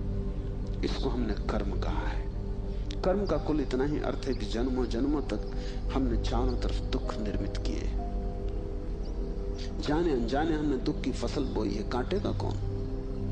तो जब भी तुम होश में आते हो तुम्हें फसल दिखाई पड़ती, बड़ी लंबी, इस खेत से तुम्हें गुजरना पड़ेगा। डर के मारे तुम वहीं बैठ जाते हो, फिर आंख बंद करके शराब पी लेते हो कि ये तो बहुत झंझट का काम है। लेकिन जितनी तुम शराब पीते हो उतनी ये फसल बढ़ती जाती। हर जन्म तुम्हारे कर्म की श्रृंखला में कुछ और जोड़ जाता है, घटाता नहीं। तुम और भी गर्त में उतर जाते हो, नरक और करीब आ जाता है। होश से भरोगे तो पहला तो घटना ये घटने ही वाली है कि तुम्हारे जीवन में चारों तरफ दुख दिखाई पड़ेगा, नरक, क्योंकि तुमने वो निर्मित किया है। और अगर तुमने हिम्मत रखी, साहस रखा और तुम उस दुख से गुजर गए, तो जिस दुख से तुम सचेतन रूप से गुजर जाओगे वो फसल कट गई। उन दुखों से तुम्हें न गुजरना पड़ेगा फिर। और अगर एक बार तुम सारी दुख की श्रृंखला से गुजर जाओ, कर्म की श्रृंखला से, क्योंकि वो तुम्हारी आत्मा के चारों तरफ बंधी हुई जंजीरें, अगर तुम उन सब से गुजर जाओ और होश न खो और हिम्मत जारी रखो कि कोई फिक्र नहीं, जितना दुख मैंने पैदा किया है मैं गुजरूंगा, मैं अंत तक जाऊंगा। मैं उस प्रथम घड़ी तक जाना चाहता हूं जब मैं निर्दोष था और दुख की यात्रा शुरू न हुई थी, जब मेरी आत्मा परम पवित्र थी और मैंने कुछ भी संग्रह न किया था दुख का। मैं उस समय तक प्रवेश करूंगा ही, चाहे कुछ भी परिणाम हो, कितना ही दुख, कितनी ही पीड़ा। अगर तुमने इतना साहस रखा तो आज नहीं कल दुख से पार होकर तुम उस जगह पहुंच जाओगे जहां शिव का सूत्र तुम्हें समझ में आएगा, चैतन्य आत्मा है। और एक बार तुम अपने भीतर के चैतन्य में प्रतिष्ठित हो जाओ, फिर तुमसे कोई दुख पैदा नहीं होता, क्योंकि बेहोश आदमी अपने चारों तरफ दुख पैदा करता है। तुमने देखा है शराबी को चलते हुए रास्ते पर वो कैसा डगमगाता है? ऐसी तुम्हारी जिंदगी है, कहीं पैर रखते हो कहीं पड़ता है, कहीं जाना चाहते हो कहीं पहुंच जाते हो। कुछ करना चाहा था कुछ और ही हो जाता है, कुछ कहने निकले थे कुछ और ही कह के घर लौट आते हो। इसे तुम रोज देख रहे हो, फिर भी तुम समझ नहीं पाते कि क्यों हो रहा है। तुम गए थे किसी से क्षमा मांगने और झगड़ा करके वापस आ गए। होश में हो तुम बात प्रेम की कर रहे थे, दुश्मनी हो गई।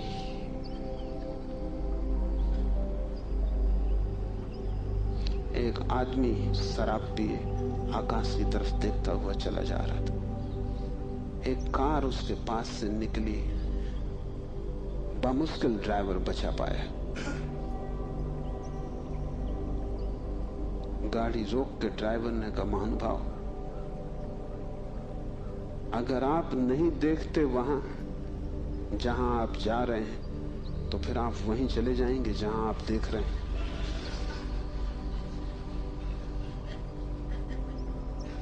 और हम सब,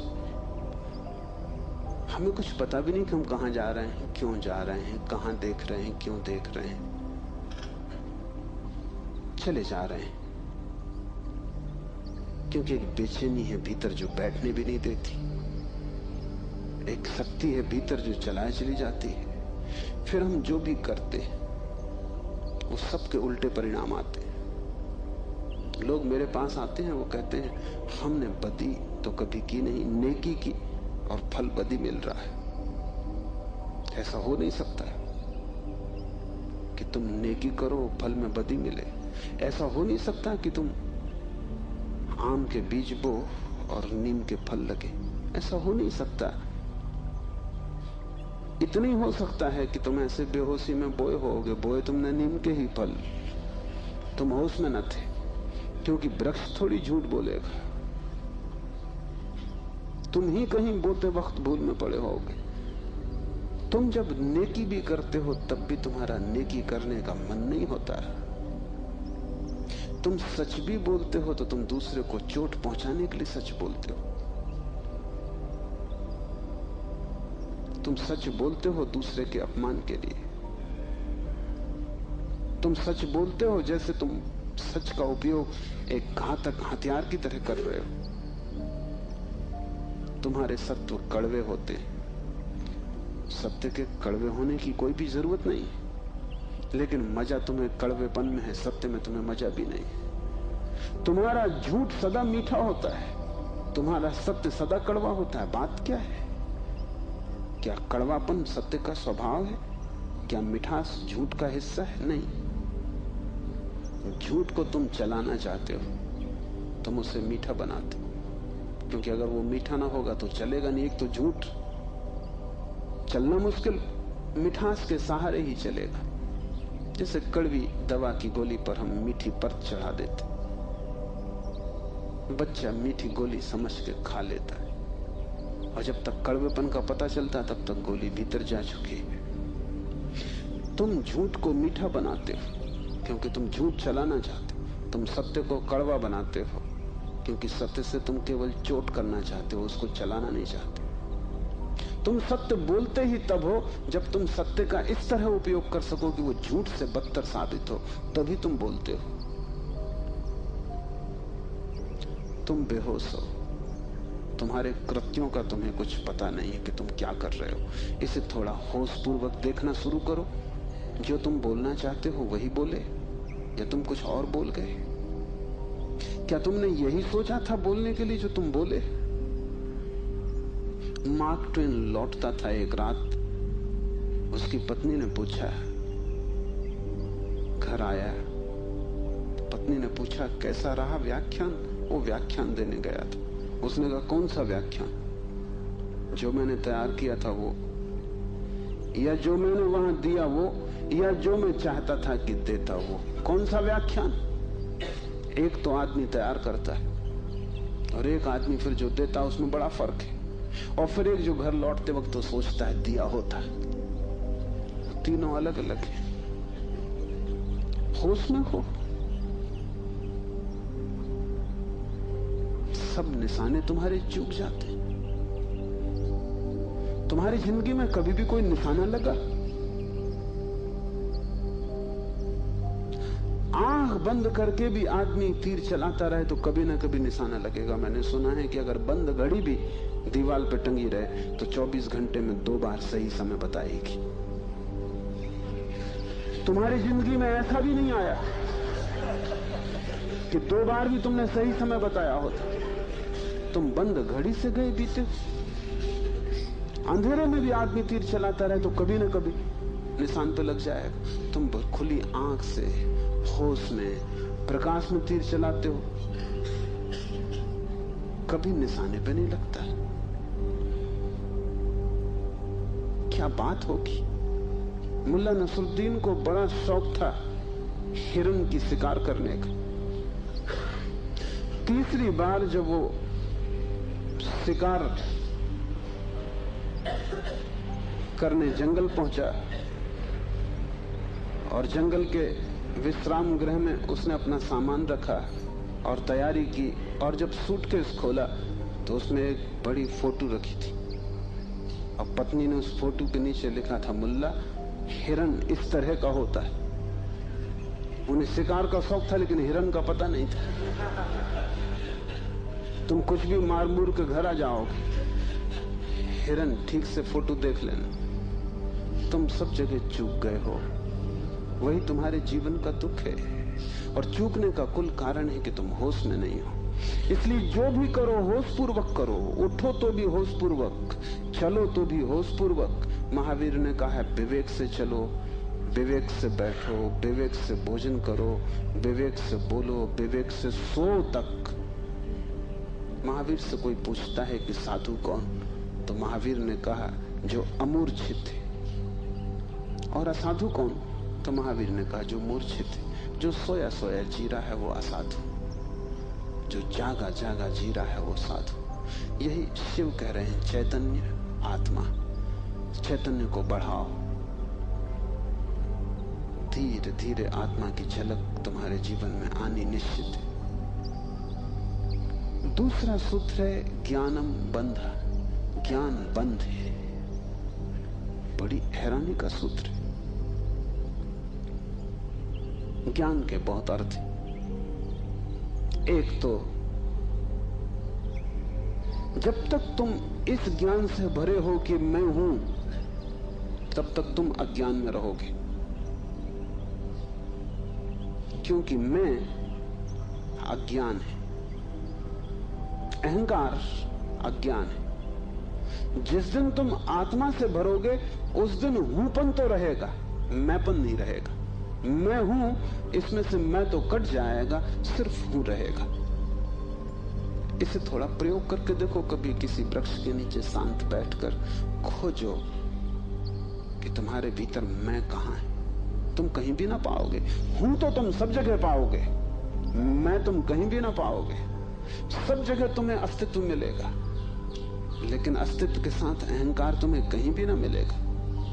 अहंकार तुम्हारी निर्मित है, वो तुम्हारा बनाया हुआ है, वो झूठा है, वो असत्य है, उससे ज्यादा अप्रामाणिक और कुछ भी नहीं। वो काम चलाऊ है, उसकी संसार में जरूरत है, लेकिन उसकी सत्य में कहीं भी कोई स्थान नहीं। तो एक तो मैं हूं, ये ज्ञान बंध का कारण है।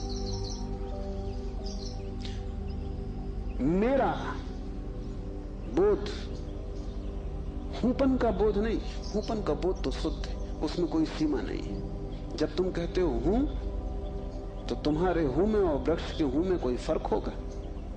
तुम्हारे हूं में और मेरे हूं में कोई फर्क होगा? जब तुम सिर्फ हो तो नदियां, पहाड़, वृक्ष सभी एक हो गए। जैसे ही मैंने कहा मैं, वैसे ही मैं अलग हुआ। जैसे ही मैंने कहा मैं, वैसे ही तुम टूट गए, पर हो गए, अस्तित्व से मैं पृथक हो गया। हूंपन ब्रह्म है और मैं मनुष्य की अज्ञान दशा है। जब तुम जानते हो कि सिर्फ हूं, तब तुम्हारे भीतर केंद्र नहीं होता, तब सारा अस्तित्व एक हो जाता है। तब तुम उस लहर की तरह हो जो सागर में खो गई। अभी तुम उस लहर की तरह हो जो जम के बर्फ हो गई है, सागर से टूट गई है। ज्ञानम बंधा, पहला तो ज्ञान बंध है, इस बात का ज्ञान कि मैं हूं। दूसरा ज्ञान बंध है वो सब ज्ञान जो तुम बाहर से इकट्ठा कर लिए हो, जो तुमने शास्त्रों से चुराया है, जो तुमने सद्गुरुओं से उधार लिया है, जो तुम्हारी स्मृति है, वो सब बंधन है। उससे तुम्हें मुक्ति ना मिलेगी। इसलिए तुम पंडित से ज्यादा बंधा हुआ आदमी ना पाओगे। मेरे पास सब तरह के लोग आते, सब तरह के मरीज, उसमें पंडित से ज्यादा कैंसर ग्रस्त कोई भी नहीं। उसका इलाज नहीं, वो ला इलाज है। उसकी तकलीफ यह है कि वो जानता है, इसलिए न वो सुन सकता न वो समझ सकता। तुम उससे कुछ बोलो, इसके पहले कि तुम बोलो उसने उसका अर्थ कर लिया है। इसके पहले कि वो तुम्हें सुने उसने व्याख्या निकाल ली।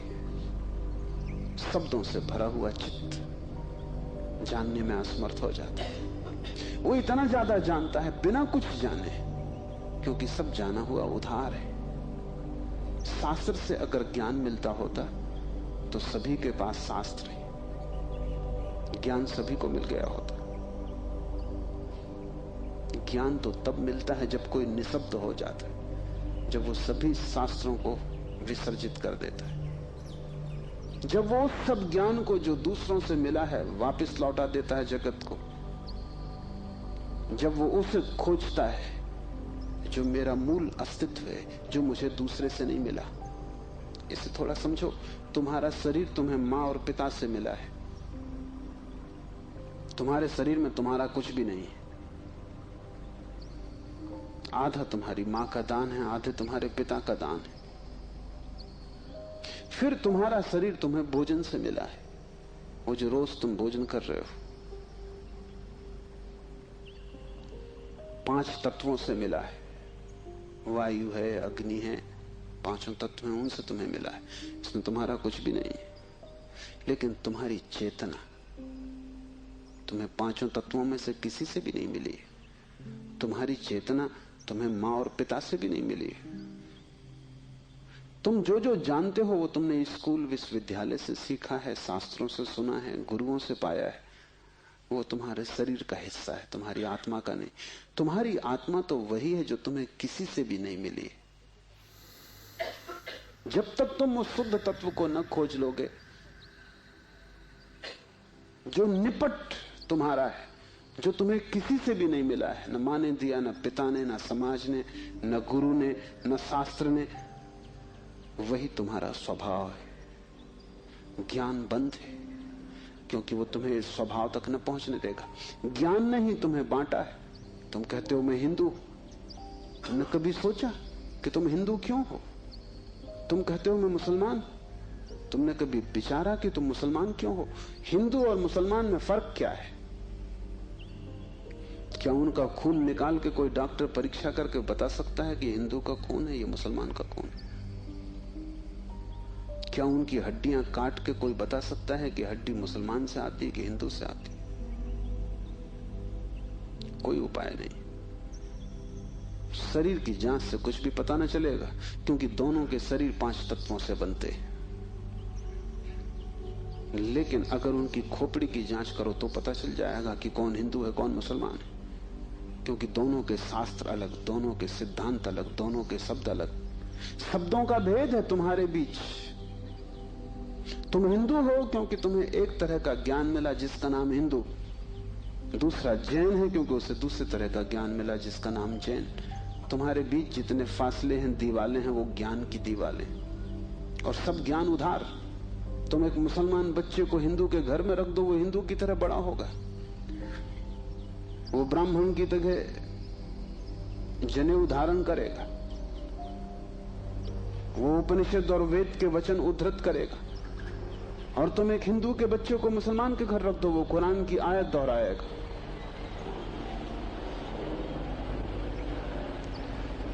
ज्ञान तुम्हें बांटता है क्योंकि ज्ञान तुम्हारे चारों तरफ एक दीवार खींच देता है, और ज्ञान तुम्हें लड़ाता है, और ज्ञान तुम्हारे जीवन में वैमनस्य और शत्रुता पैदा करता है।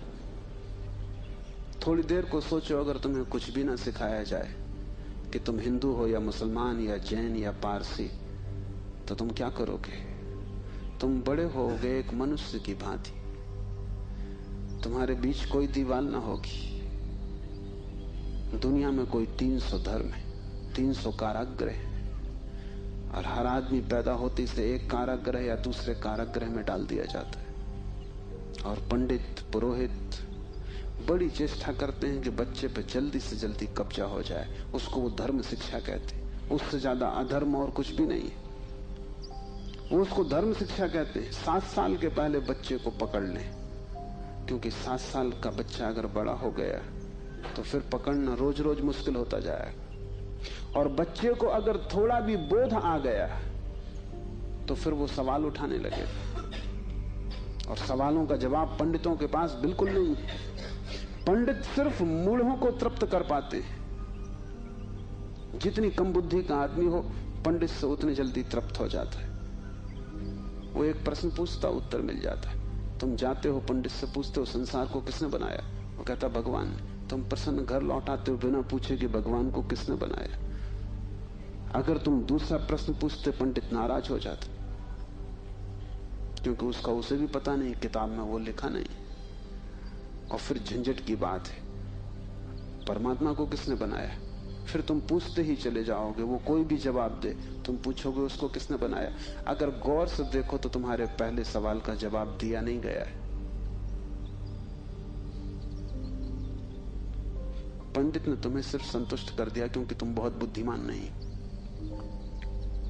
और बच्चे अबोध, उनका अभी तर्क नहीं जगा, विचार नहीं जगा, अभी वो प्रश्न नहीं पूछ सकते। अभी तुम जो भी कचरा उनके दिमाग में डाल दो, वो उसे स्वीकार कर लेंगे। बच्चे सभी को स्वीकार कर लेते हैं क्योंकि वो सोचते हैं जो भी दिया जा रहा है वो सभी ठीक है।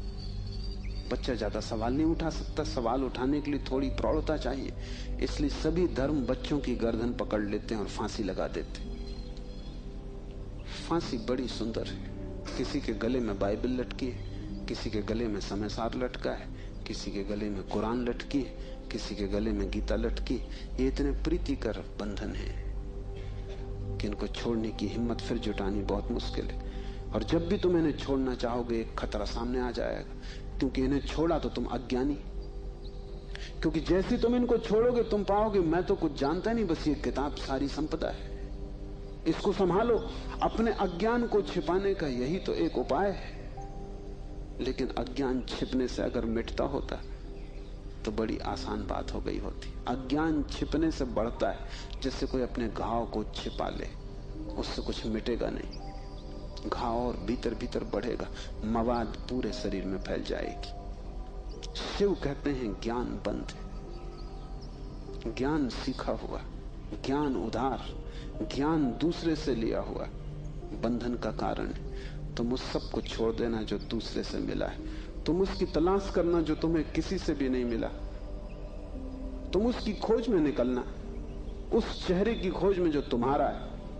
तुम्हारे भीतर छिपा हुआ एक झरना है चैतन्य का, जो तुम्हें किसी से भी नहीं मिला, जो तुम्हारा स्वभाव है, जो तुम्हारी निज संपदा है, निजत्व है, वही तुम्हारी आत्मा है। तीसरा सूत्र है योनि वर्ग और कला शरीर है। योनि से अर्थ है प्रकृति, इसलिए हम स्त्री को प्रकृति कहते हैं।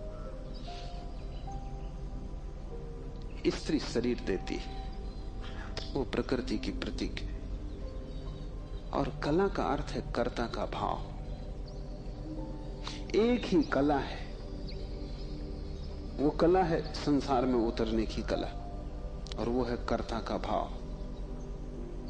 इन दो चीजों से मिलकर तुम्हारा शरीर निर्मित होता है। तुम्हारे कर्ता का भाव, तुम्हारा अहंकार, और प्रकृति से मिला हुआ शरीर। अगर तुम्हारे भीतर कर्ता का भाव है तो तुम्हें योग्य शरीर प्रकृति देती चली जाएगी। इसी तरह तुम बार बार जन्मे हो। कभी तुम पशु थे, कभी पक्षी थे, कभी वृक्ष थे, कभी मनुष्य। तुमने जो चाहा है वो तुम्हें मिला है। तुमने जो आकांक्षा की है, तुमने जो कर्तृत्व की वासना की है, वही घट गया है। तुम्हारे कर्तृत्व की वासना घटना बन जाती है, विचार वस्तुएं बन जाते। इसलिए बहुत सोच विचार के वासना करना, क्योंकि सभी वासनाएं पूरी हो जाती देर अबेर। अगर तुम बहुत बार देखते हो आकाश में पक्षी को और सोचते हो कैसी स्वतंत्रता पक्षी को, खास हम पक्षी होते, देर न लगेगी, जल्दी तुम पक्षी हो जाओ। तुम अगर देखते हो एक कुत्ते को संभोग करते हुए और तुम सोचते हो कैसी स्वतंत्रता, कैसा सुख, जल्दी ही तुम कुत्ते हो जाओ। तुम जो भी वासना अपने भीतर संग्रहित करते हो वो बीज बन जाती। प्रकृति तो केवल शरीर देती है, कलाकार तो तुम ही हो, स्वयं को निर्माण करने वाले। अपने शरीर को तुमने ही बनाया है, ये कला का अर्थ है। कोई तुम्हें शरीर नहीं दे रहा है, तुम्हारी वासना ही निर्मित करती है।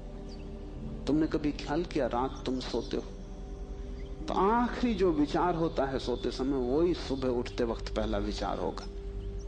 रात भर तुम सोए रहे, वो बीज की तरह विचार भीतर पड़ा रहा, जो अंतिम था वो सुबह प्रथम होगा। तुम मरोगे इस शरीर से, आखिरी मरते क्षण में तुम्हारे सारे जीवन की वासना संग्रहित होकर बीज बन जाएगी। वही बीज नया गर्भ बन जाएगा। जहां से तुम मिटे वहीं से तुम फिर शुरू हो जाओगे। तुम जो भी हो ये तुम्हारा ही कृत्य है, किसी दूसरे को दोष मत देना।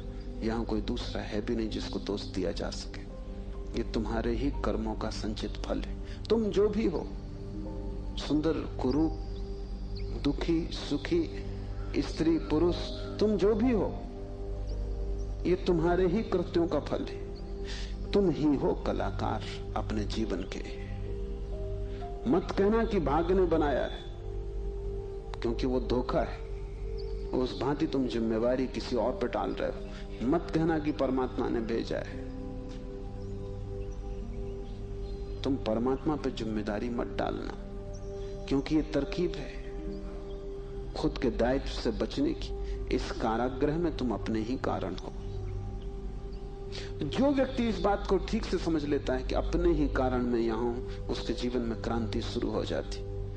शिव कह रहे हैं योनि वर्ग और कला शरीर है। प्रकृति तो सिर्फ योनि है, वो तो सिर्फ गर्भ है। तुम्हारा अहंकार उस योनि में बीज बनता है। तुम्हारे कर्तृत्व का भाव कि मैं ये करूं, मैं ये पाऊं, मैं ये हो जाऊं, उसमें बीज बनता है। और जहां भी तुम्हारे कर्तृत्व की कला और प्रकृति की योनि का मिलन होता है, शरीर निर्मित हो जाता है। इसलिए बुद्ध पुरुष कहते हैं सभी वासनाओं को छोड़ दो, तभी तुम मुक्त हो सकोगे। तुमने अगर स्वर्ग की वासना की तो तुम देवता हो जाओगे, लेकिन वो भी मुक्ति ना होगी, क्योंकि वासनाओं से कभी भी अशरीर की स्थिति पैदा नहीं होती। सभी वासनाओं से शरीर निर्मित होते हैं। जब तक तुम निर्वासना को उपलब्ध नहीं हो, जब तक तृष्णा तुमने पूरी ही नहीं छोड़ दी, तब तक तुम नए शरीरों में भटकते रहोगे। और शरीर के ढंग अलग हों, शरीर की मौलिक स्थिति एक ही जैसी है। शरीर के दुख समान है, चाहे पक्षी का शरीर हो चाहे आदमी का शरीर हो, दुखों में कोई भेद नहीं है।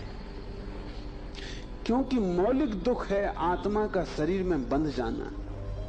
मौलिक दुख है कारागृह में प्रविष्ट हो जाना। फिर कारागृह की दीवारें वर्तुलाकार हैं कि त्रिकोण हैं कि चौकोन हैं, उससे कोई हल नहीं होता, उससे कुछ फर्क नहीं पड़ता है। तुम भला सोचते हो फर्क पड़ता है। एक मेरे मित्र हैं, ड्राइंग के शिक्षक हैं, उन्हें जेल हो गई। लौटे 3 साल बाद तो मैंने उनसे पूछा कैसे रहे दिन, कैसे कटे दिन। उन्होंने कहा और तो सब ठीक था, लेकिन मेरी कोठरी के कोने 90 कोण के नहीं थे।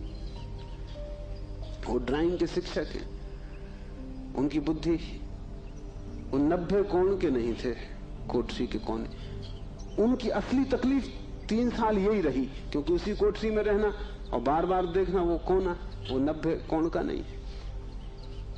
तो जो बात उन्होंने मुझसे कही वो ये कि तो और तो सब ठीक था, बाकी कुछ अड़चन ना थी, लेकिन कोने ठीक 90 के नहीं थे। कोने 90 के हों कि 90 के ना हो, इससे क्या बुनियादी फर्क पड़ेगा। कारागृह कारागृह, पक्षी का शरीर के आदमी का बहुत फर्क नहीं पड़ता। बंद तुम हो गए वही दुख है, बंध गए तुम वही दुख। वासना बांधती, वासना है रज्जु जिससे हम बंधते हैं। और ध्यान रखना तुम्हारे अतिरिक्त और कोई जिम्मेवार नहीं है। उद्धमो भैरवा, चौथा सूत्र है उद्धम ही भैरव है। उद्धम उस आध्यात्मिक प्रयास को कहते हैं जिससे तुम इस कारागृह के बाहर होने की चेष्टा करते हो। भैरव शब्द पारिभाषिक है। भा का अर्थ है भरण, रा का अर्थ है रवण, वा का अर्थ है वमन। भरण का अर्थ है धारण, रवण का अर्थ है संहार और वमन का अर्थ है फैलाना। भैरव का अर्थ है ब्रह्म, जो धारण किए है, जो संभाले है, जिसमें हम पैदा होंगे और जिसमें हम मिटेंगे, जो विस्तार है और जो ही संकोच बनेगा, जो सृष्टि का उद्भव है और जिसमें प्रलय होगा। मूल अस्तित्व का नाम भैरव है। शिव कहते हैं उद्धम ही भैरव है। और जिस दिन भी तुमने आध्यात्मिक जीवन की चेष्टा शुरू की, तुम भैरव होने लगे, तुम परमात्मा के साथ एक होने लगे। तुम्हारी चेष्टा की पहली किरण और तुमने सूरज की तरफ यात्रा शुरू कर दी। पहला ख्याल तुम्हारे भीतर मुक्त होने का, और ज्यादा दूर नहीं है मंजिल, क्योंकि पहला कदम करीब करीब आधी यात्रा है। उद्धम भैरव है। पाओगे देर लगेगी, मंजिल पहुंचने में समय लगेगा, लेकिन तुमने चेष्टा शुरू की और तुम्हारे भीतर बीज आरोपित हो गया कि मैं उठूं इस कारागृह के बाहर, मैं जाऊं शरीर से मुक्त हूं, मैं हटूं वासना से, मैं अब और बीज न बोऊं इस संसार को बढ़ाने के, मैं और जन्मों की आकांक्षा न करूं। तुम्हारे भीतर जैसे ही ये भाव सघन होना शुरू हुआ कि अब मैं मूर्छा को तोड़ूं और चैतन्य बनूं, वैसे ही तुम भैरव होने लगे, वैसे ही तुम ब्रह्म के साथ एक होने लगे। क्योंकि वस्तुतः तो तुम एक हो ही, सिर्फ तुम्हें स्मरण आ जाए। मूलतः तो तुम एक हो ही, तुम उसी सागर के झरने हो, तुम उसी सूरज की किरण हो, तुम उसी महाआकाश के एक छोटे से खंड हो। पर तुम्हें स्मरण आना शुरू हो जाए और दीवालें विसर्जित होने लगे तो तुम उस महाकाश के साथ एक हो जाओगे। उद्यम भैरव है, बड़ी सघन चेष्टा करनी जरूरी है, क्योंकि नींद गहरी है। तोड़ोगे सतत तो ही टूट पाएगी, आलस्य करोगे संभव नहीं होगा। आज तोड़ोगे कल फिर बना लोगे तो फिर भटकते रहोगे। एक हाथ से तोड़ोगे दूसरे से बनाते जाओगे तो श्रम व्यर्थ होगा। उद्यम का अर्थ है तुम्हारी पूरी चेष्टा संलग्न हो जाए। लोग मेरे पास आते हैं, वो कहते हैं हम करते हैं लेकिन कुछ हो नहीं रहा, और मैं उनकी शक्ल देखता हूं, वो करते हैं ही नहीं, या ऐसा मरे मरे करते हैं जैसे मक्खियां उड़ा रहे हैं। उनके करने में कोई प्राण नहीं है, इसलिए नहीं होता। लेकिन वो आते ऐसे हैं जैसे कि वो परमात्मा पर कोई बड़ी कृपा कर रहे हैं कि करते हैं और नहीं हो रहा, तो शिकायत लेके आए कि कहीं कुछ गड़बड़ हो रही, कहीं कोई अन्याय हो रहा है, कि दूसरों को हो रहा है हमें नहीं हो रहा। इस जगत में अन्याय होता ही नहीं। इस जगत में जो भी होता है न्याय है, क्योंकि यहां कोई आदमी नहीं बैठा है न्याय अन्याय करने को। जगत में तो नियम है, उन्हीं नियमों का नाम धर्म है। तुम अगर इस क्षेत्र से चले गिरोगे, टांग टूट जाएगी, तो तुम जाके अदालत में ये नहीं कहोगे कि गुरुत्वाकर्षण के कानून पर एक मुकदमा चला था, तो अदालत कहेगी तुम तिरछे मत चलते। गुरुत्वाकर्षण तुम्हें गिराने में उत्सुक नहीं है, न तुम्हें संभालने में उत्सुक है। तुम जब सीधे सीधे चलते हो वही तुम्हें संभालता है, जब तुम तिरछे चलते हो वही तुम्हें गिराता है। न गिराने की उसकी कोई आकांक्षा है, न संभालने की। तटस्थ है जगत का नियम, उस तटस्थ नियम का नाम धर्म है। उसको हिंदुओं ने रित कहा है। वो परम नियम है, वो तुम्हारी तरफ पक्षपात नहीं करता कि किसी को गिरा दे किसी को उठा दे। तुम जैसे ही ठीक चलने लगते हो वो तुम्हें संभालता है, तुम गिरना चाहते हो वो तुम्हें गिराता है। वो हर हालत में उपलब्ध है। तुम जैसा भी उसका उपयोग करना चाहते हो वो तुम्हें खुला है, उसके द्वार बंद नहीं है। तुम सिर ठोकना चाहते हो दरवाजे से, सिर ठोक लो। तुम दरवाजा खोल के भीतर जाना चाहते हो, भीतर चले जाओ। वो तटस्थ है। उद्यम भैरव है, महान श्रम चाहिए। उद्यम का अर्थ है प्रगाढ़ श्रम, तुम्हारी समग्रता लग जाए श्रम में, उसका नाम उद्यम है। और तब देर न लगी कि तुम्हारे भैरव हो जाने में। शक्ति चक्र के संधान से विश्व का संहार हो जाता, 5वां सूत्र है। और अगर तुमने ठीक उद्यम किया, अगर तुमने अपनी संपूर्ण ऊर्जा को संलग्न कर दिया चेष्टा में, सत्य की खोज, परमात्मा की खोज या आत्मा की खोज में, तो तुम्हारे भीतर जो शक्ति का चक्र है वो पूर्ण हो जाता है। अभी तुम्हारे भीतर शक्ति का चक्र पूर्ण नहीं है, कटा बटा है। वैज्ञानिक कहते हैं कि बुद्धिमान से बुद्धिमान आदमी भी अपनी 15% से ज्यादा प्रतिभा का उपयोग नहीं करता। 85% प्रतिभा ऐसे ही सड़ जाती। ये तो बुद्धिमान आदमी की बात है। बुद्धू का क्या हिसाब, वो तो शायद करते ही नहीं। हम अपने शरीर की भी ऊर्जा का पूरा उपयोग नहीं करते, 5% ज्यादा से ज्यादा। तो अगर हम मंदे मंदे जीते, अगर हमारा दिया टिमटिमाता टिमटिमाता लगता है, तो कसूर किसका है? तुम जीते ही नहीं पूरी तरह। जैसे तुम जीने से भी भयभीत हो कि लपट कहीं जोर से ना आ जाए। तुम डरे डरे हो, तुम कपते कपते जीते हो। तो फिर शक्ति का जो चक्र है तुम्हारे भीतर वो पूरा नहीं हो पाता।